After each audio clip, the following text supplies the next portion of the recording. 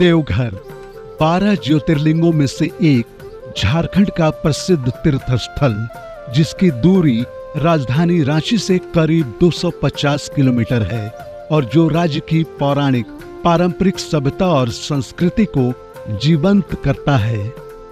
त्रिकूट पर्वत जो अपने आप में कई कहानियों को समेटे हुए है।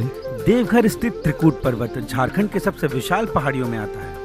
यहाँ स्थित एशिया का सबसे ऊंचा रोपवे पर्यटकों को आकर्षित करता है। पौराणिक कथाओं के अनुसार रावण ने शिवलिंग को कैलाश से लंका ले जाने के लिए इसी मार्ग का उपयोग किया था। विश्व का सबसे बड़ा शालिग्राम पत्थर अर्थात नारायण शिला यहीं विराजमान है। अभी वो जो आप टॉप हिल देख रहे हैं उधर पे वो रावण का हेलीपैड है, जहाँ पे रावण अपना पुष्पक विमान को लैंड किए हुए थे। और अगर करीब आप नीचे से करीब 600 फीट आप पैदल चल के जाते करीब 350 स्टेप, तो आपको एक प्राकृतिक शिव जी का मंदिर मिलेगा, जहाँ पे रावण तपस्या किए हुए थे। वो बैद्यनाथ ज्योतिर्लिंग को दोबारा ले जाने के लिए अपने हाथों से शिवलिंग को स्थापित करके, जहाँ पे तीनों देव प्रसन्न हुए थे, ब्रह्मा विष्णु महेश, इसीलिए इस पर्वत का नाम त्रिकूट पर्वत है। अब हम आपको लिए चलते हैं तपोवन। प्राकृतिक सुंदरता से लबरेज इस जगह को निहारते पर्यटक अक्सर ही यहाँ पाए जाते हैं। हम पहुँच चुके हैं देवघर शहर से लगभग 10 किलोमीटर दूर स्थित तपोवन मंदिर। श्री श्री बालानंद ब्रह्मचारी जी ने इसी तपोवन पहाड़ी पे 44 वर्षों तक कठोर तपस्या की थी। 1882 में बालानंद ब्रह्मचारी 9 वर्ष की उम्र में आए थे उज्जैन से। महाकालेश्वर जो मंदिर उज्जैन में है, उन्हीं के प्रधान पुजारी थे बंसीलाल। उन्हीं के एकमात्र पुत्र से बाबा ये आसन को अपने हाथ से बनाए थे और यही तपस्या शुरू किए थे। जब लोगों का भीड़ आने लगा तो बाबा को तपस्या में विघ्न हुआ। बाबा यहाँ से उठे और सीधे पहाड़ के अंतिम चोटी पर चले गए। ऊपर में जाने के बाद एक गुफा मिला जहाँ 2 बाघ रहता था। 44 वर्ष 1882 से 1926 तक तपस्या की है लगातार और भोलेनाथ का साक्षात दर्शन पाए हैं।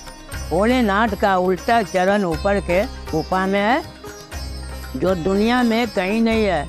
यहीं पर स्थित है त्रेता युग का माता सीता की गुफा, जहां अखंड दीप पूरे गुफा को रोशन करता है और बजरंग बली के साक्षात होने का प्रमाण यहां पाया जाता है।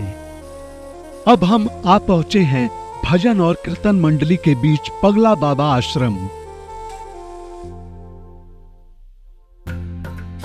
पागल बाबा का नाम लीलानंद ठाकुर जी उर्फ पागल बाबा माँ काली के परम भक्त थे और भक्ति लाइन में जुड़ गए और वो इतना लीन हो गए, भगवान में इतना लीन हो गए, देवी में इतना लीन हो गए कि उस संसार में, उस दुनिया में कुछ नजर नहीं आ रहा था।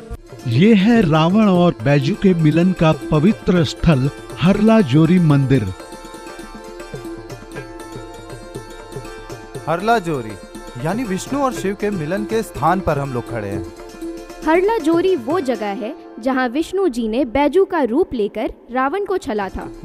हरला जोरी से हम लोग बचपन से सुनते आ रहे हैं कि शिवलिंग रावण जो थे अपना, वो यहाँ पे शिवलिंग रखे थे और जैसे देवघर में भी रखे हैं। उसके वजह से हम लोग बचपन से जानते हैं और उन्हीं की वजह से हम लोग यहाँ पूजा करते हैं, तो हम लोगों का दिल में सुकून मिलता है, अलग फीलिंग आता है, खुशी का माहौल होता है। हरला जोरी की तरह ही कर्णेश्वर धाम में भी भगवान शिव से जुड़ी कई पौराणिक कथाएं हैं। ये कर्णेश्वर बाबा का जो है अपूर्ण कूप हम लोग कहते हैं, माने गड्ढा ही करीब बंगला हाथ के हिसाब से 1.5 हाथ है, यानी 2 फुट 2.5 फुट का है। सावन महीना में गांव के सारे आदमी राजा पोखरा कहकर एक तालाब है, वहाँ से पीतल का घड़ा में जल लगा कर बाबा को चढ़ाते हैं। पथरौल स्थित मां काली का ये मंदिर राजा दिग्विजय सिंह द्वारा लगभग 6-7 शताब्दी पूर्व स्थापित किया गया था, जहां आज भी मां काली की पूजा रोज की जाती है। मां काली के दर्शन के पश्चात अब हम आ पहुँचे हैं नौलखा मंदिर। इस मंदिर का निर्माण 1931 में प्रारंभ हुआ और सन 1941 में ये बनकर तैयार हुआ। इस भव्य मंदिर का निर्माण श्रीमती चारुलता दासी ने 9 लाख रुपए खर्च करके बनवाया था। इसीलिए इस मंदिर का नाम नौलखा मंदिर है। और इस मंदिर में भगवान श्री कृष्ण का विग्रह रूप विराजमान है। देवघर शहर के बीचों बीच जलसार का ये मनोहारी दृश्य पर्यटकों के आकर्षण का केंद्र है।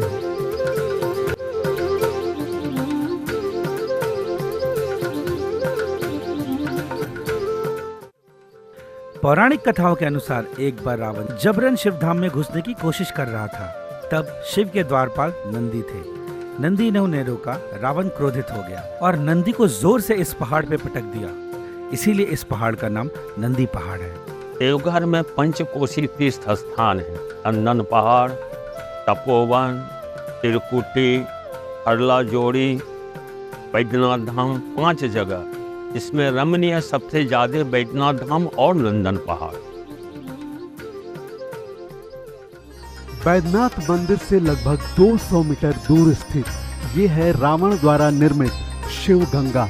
मान्यता है कि रावण ने अपनी मुट्ठी के प्रहार से इसका निर्माण किया था।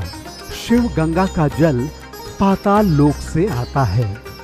शिव गंगा और बाबा मंदिर के बीचों बीच अवस्थित ये बाजार अपने आप में ही रमणीय है। ये हैं देवों के देव महादेव बाबा बैद्यनाथ। अब हम बाबा धाम यानी मुख्य मंदिर में प्रवेश कर रहे हैं। पंडित रावण जो है वो स्वयं इनको लेके आए हैं। बाबा बैजनाथ को मनाने के लिए वो बैठ गए और उन्होंने जब इनके प्रकट नहीं होने के कारण उन्होंने अपना सिर चढ़ाना चालू किया। 9 सिर उन्होंने चढ़ा दिया। 10वां सिर के वक्त भगवान प्रकट हुए, जबकि भगवान तो सब जानते ही थे इनकी इच्छा क्या है।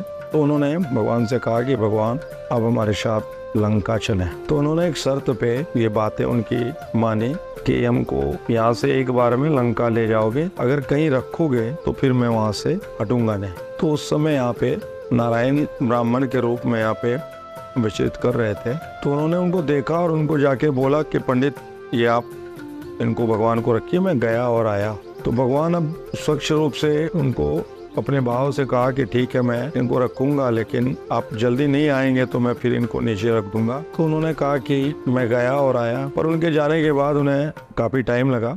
इस बीच उन्होंने भगवान को यहाँ पे रख के और यहाँ से वो निकल पड़े। आज भगवान शिव यहाँ पे हैं तो उन्हीं के कारण है